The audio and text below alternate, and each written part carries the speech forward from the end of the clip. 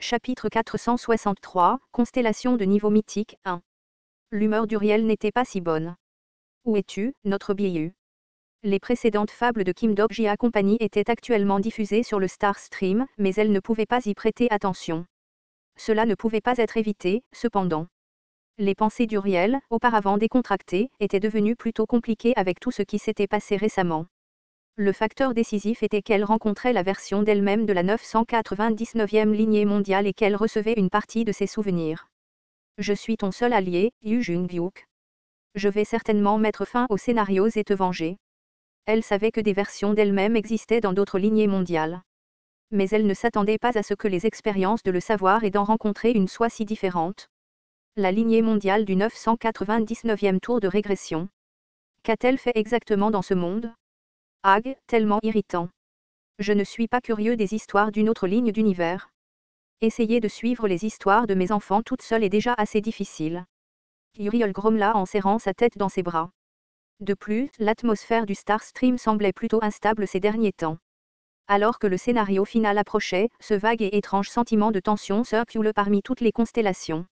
À tel point qu'une rumeur sans fondement selon laquelle le bureau abandonnait cette ligne d'univers circulait également. Bureau a invoqué la constellation, juge du feu semblable à un démon, Nim. Allez-vous répondre à l'invocation? La tête d'Uriel se releva brusquement après avoir entendu ce message soudain. Pourquoi, avec un tel timing? Elle réfléchit un moment, avant d'appuyer sur le bouton « Confirmer ». Lorsqu'elle le fit, elle fut transportée vers un autre endroit avec des rayons de lumière aveuglants. La transmission est terminée. L'endroit où elle arriva était un champ vide inconnu. Outre elle, d'autres constellations étaient arrivées là avant elle. Qu'est-ce que c'est, Gabriel? Tu es aussi ici. Le bureau t'enverra des messages indésirables si tu refuses leur appel, après tout. Elle regarda autour d'elle et aperçut plusieurs dizaines de constellations rassemblées ici. Tout comme elle, beaucoup semblaient curieuses de savoir pourquoi elles avaient été convoquées. Même si le bureau était une bande de voyous, il ne les convoquerait pas ici sans raison. De plus, elle reconnut quelques visages familiers, comme un petit garçon avec des bandages bien serrés autour d'un bras. Oh mon Dieu, oh mon Dieu! N'est-ce pas notre petit dragon de flamme? Uriel se précipita vers la silhouette du dragon de flamme noire abyssale et exécuta une prise de tête. Keuk. Une attaque sournoise d'un ennemi. C'est moi, ton archange Nounim. Libérez-moi immédiatement. Le dragon abyssal a paniqué et s'est débattu dans l'étreinte d'Uriel. Tandis qu'il regardait ce spectacle se dérouler, Gabriel a murmuré.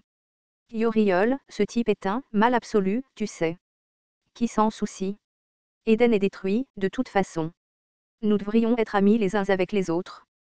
La nébuleuse Eden a été presque complètement anéantie à la fin de la précédente grande guerre des saints et des démons. La majeure partie de l'armée autrefois puissante des archanges a été décimée, et les seuls archanges qui pouvaient bouger étaient Uriel et Gabriel. Le premier a arrêté de penser aux choses amères et à scanner les environs. Et, c'est la première épée de Goryo, n'est-ce pas? Non seulement lui, mais aussi les constellations de la péninsule coréenne qui comprenaient Général Chauve de la Justice, premier sorcier de Joseon, et même, dernier héros de Wansambeol, des nébuleuses telles que Olympus, ainsi qu'une multitude de constellations et même Surya pouvaient être vues. Les yeux d'Uriel se déplaçaient encore plus urgemment qu'avant. Plus elle repérait des constellations familières, plus le pressentiment grandissait. Chaque constellation rassemblée ici, elles avaient toutes une chose en commun. Le dragon abyssal a finalement réussi à s'extraire de son emprise et à marmonner fort. Tout le monde ici vient de la chaîne de Kim Dok-ji. Il avait raison, tout le monde rassemblé ici, chuchu. Juste à ce moment-là, la perception d'Uriel capta le mouvement d'un statut menaçant. Des êtres entouraient ce champ vide. Chacune d'entre elles possédait un statut plus que suffisant pour rivaliser avec une constellation de niveau fable. Uriel et son esprit vif ont immédiatement vu à travers leur identité. Papyrus, V2 et même empereur. Quelle est la signification de cela? Pensez que vous, avec beaucoup de mauvais sang entre vous, vous unissiez comme ça. Uriel parla, se sentant légèrement tendu. Même si c'était elle, lutter contre autant de constellations de niveau fable était demandé trop. Non seulement cela. Même un vieux lourdeau, aussi. Qu'est-ce qui amène une existence du scénario final, ici? Elle en était sûre, la chair de poule qui montait sur ses bras était la preuve de l'existence de l'être incroyablement puissant qui se cachait à proximité. Même si Star Stream était vaste, il n'y avait qu'une poignée d'êtres possédant ce niveau de statut. Elle jeta un coup d'œil sur le côté et remarqua que même le « dragon des abysses » affichait une expression visiblement durcie. Il n'y avait aucun doute, cette créature, c'était. Tout le monde est là. Une véritable constellation de niveau mythe. Chuchuchuchuchu. Au moment où cette véritable voix retentit, l'air environnant changea soudainement. C'était comme si l'oxygène flottant autour d'elle s'enflammait instantanément. La sensation était si forte que les constellations près d'elle vacillaient de manière instable, tandis que même Uriel, réputé pour sa grande résistance au feu, ne pouvait s'empêcher de froncer les sourcils profondément pendant un moment. Pourquoi une constellation de niveau mythe était-elle ici? À de très rares exceptions près comme le roi des enfers, Métatron ou le grand sage, la majorité des constellations de niveau mythe n'interféraient pas avec les questions des scénarios de rang inférieur. Français parce qu'il était des êtres qui avaient déjà terminé leur conclusion et inscrit leur nom sur la liste des candidats pour une seule fable. Ils avaient déjà atteint le scénario final et leur fable était garantie. On dirait que le bâtard de singe et le roi des enfers sont les seuls absents. Cependant, il n'est pas possible de retarder davantage, je vais donc commencer par l'explication. Attendez. Constellation, soleil de midi, regarde, juge du feu semblable à un démon. Au moment où elle rencontra ce regard, Uriel réalisa qui était le propriétaire de cette vraie voix. Il y avait de nombreux soleils à trouver dans le Star Stream. Cependant, les soleils qui occupaient le centre de l'univers étaient extrêmement rares, même parmi eux. Surtout s'il s'agissait d'une existence qui occupait le midi, en plein milieu du temps lui-même. Dieu du soleil, Ra. Vous nous avez convoqués ici. Il n'était autre que Ra, la constellation supérieure de la grande nébuleuse, Papyrus. Correct. C'est étrange. Je pensais que le bureau nous avait convoqués ici. Ra ne lui répondit pas. En fait, Uriel pouvait sentir la présence du grand Okaebi parmi tous les autres qui l'entouraient. Elle décida de répondre calmement pour l'instant. Si ce côté choisissait vraiment de s'aligner sur le bureau même au prix d'une perte exorbitante de leur probabilité, alors cette situation ne pouvait pas du tout être qualifiée de bonne. D'accord, alors. Devrions-nous entendre ce qui est si important pour que vous soyez même prêt à exposer votre relation chaleureuse avec le bureau? Je vous ai convoqué ici à cause du scénario final. Bientôt, la fable unique sera choisie. Ce qui signifie que l'histoire qui représentera cette lignée mondiale sera décidée. La fable unique. Il n'y avait pas une seule constellation présente qui ne savait pas ce que c'était. Même la compagnie Kim Dog-jia qui l'avait observée jusqu'à présent était une nébuleuse créant sa propre fable unique, après tout. Ok. Qu'est-ce que cela a à voir avec nous? La plupart d'entre vous n'ont pas gagné le droit au scénario final. Cependant, ce sera une autre histoire si vous vous rangez de mon côté. Je vais vous emmener au scénario final. Cela signifie que je vais vous donner l'occasion de placer vos modificateurs sur la fable unique. Cette proposition fit trembler visiblement les yeux de quelques constellations. La plupart d'entre elles étaient des personnages historiques non affiliés. Uriel observa pendant un moment avant d'éclater en un sourire narquois. Qu'est-ce que c'est que ce bordel?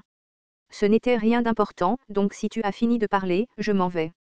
Elle se retourna, mais ne put faire un pas de plus. Un statut incroyablement puissant l'avait cloué sur place, quelle est la signification de cela? Je n'ai pas encore fini de parler. Mais, je peux déjà deviner ce que tu vas dire sans l'entendre. La vraie voix d'Uriel portait un ton tranchant. Seules les constellations du canal by 9158 et aucun autre nom étaient amenées ici. Et celui qui les a rassemblés n'était autre que la constellation supérieure de Papyrus. Vous êtes sur le point de proposer que nous attaquions la compagnie Kim Dog-jia, n'est-ce pas? Pendant un très court instant, le silence domina les débats. Pourquoi penses-tu cela? Parce qu'ils ont mérité la qualification de scénario final, c'est pourquoi. Et les éliminer naturellement conduirait à la sortie de l'un des candidats les plus forts pour la fable unique. Une agitation visible se répandit parmi les constellations. Uriel sentit que les statues des constellations qui les entouraient s'agitaient également. Elle renifla avec dérision. Vraiment, vous tous appelez constellations, vous ne changez pas même jusqu'à la fin, non? Et aussi, Ra. Vous avez déjà atteint le scénario final, donc interférer dans le scénario inférieur comme ça est vraiment mesquin, vous savez. Zeus, et même vous. Êtes-vous par hasard inquiet pour vos enfants?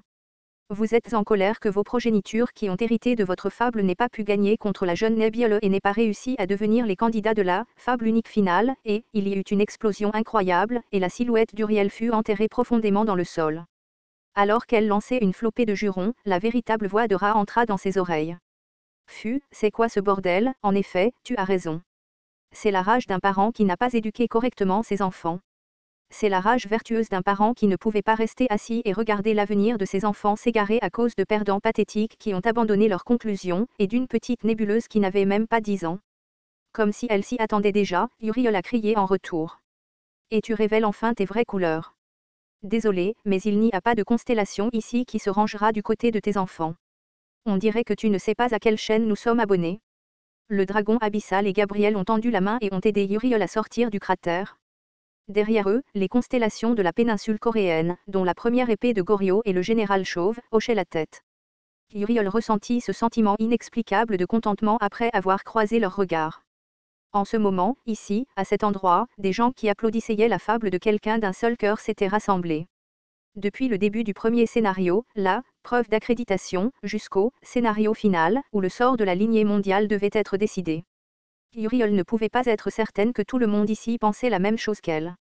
Cependant, sans aucun doute, quelqu'un parmi ces personnes devait aimer la fable de Kim Dok-ji Company plus que la leur. Et c'est pourquoi vous êtes tous des perdants? Quoi? Vous êtes tout perdu dans le voyeurisme et avez oublié que vous faites également partie du scénario? L'instant d'après, une puissante tempête des conséquences de probabilité a éclaté et une certaine silhouette a fait son entrée. Tsuchuchuchu. C'était une poupée avec un extérieur en acier. Une constellation de qualité fable criblée de blessures était liée par le solide anneau de lumière. Cet idiot avait soutenu une stupide fable, tout comme vous. Uriel regarda cette constellation avec stupeur. Elle n'avait jamais rencontré ce type auparavant, mais au moment où il est apparu, elle pouvait dire qui il pouvait être. Non seulement cela, elle avait également échangé plusieurs messages indirects avec lui dans le passé. Constellation, maître de l'acier, recul de douleur. Le maître de l'acier. Il était le sponsor de l'incarnation Ion Cong. Le rire de Ra pouvait ensuite être entendu. Il aurait été en sécurité s'il était resté tranquillement à Oz, mais cet idiot est entré en contact avec une existence d'une autre lignée mondiale, espérant aider cette stupide fable. Mais qu'est-ce que tu es? Vous n'avez pas le choix. Soit vous nous aidez à mettre un terme à la fable de Kim Dok-ji Company, soit, avec ces mots, les anneaux de lumière liant le corps du maître de l'acier commencèrent à se resserrer. Il se débattait de douleur mais regardait toujours droit vers Uriel Constellation, maître de l'acier, dit que sa mort aujourd'hui n'a aucune signification. Constellation, maître de l'acier, annonce que sa fable et son modificateur ont été remplacés par quelqu'un d'autre. L'anneau se resserrait de plus en plus. Uriel bougea précipitamment et puis, Constellation, maître de l'acier, vous demande de ne pas abandonner cette histoire. Pressé. Le corps du maître de l'acier fut écrasé sans aucune résistance, et Fable explosa hors de son corps. C'était vraiment la mort insignifiante d'une constellation de niveau Fable. Tout le monde sur la même chaîne a regardé ce spectacle comme s'il était figé sur place. Devant la mort d'une planète, Ra a continué à parler. Ou, meurt comme celle-ci. Avec un rugissement rempli de folie, Uriel a déchaîné son statut dans son intégralité. Épisode 88. Constellation de niveau mythe 1, fin.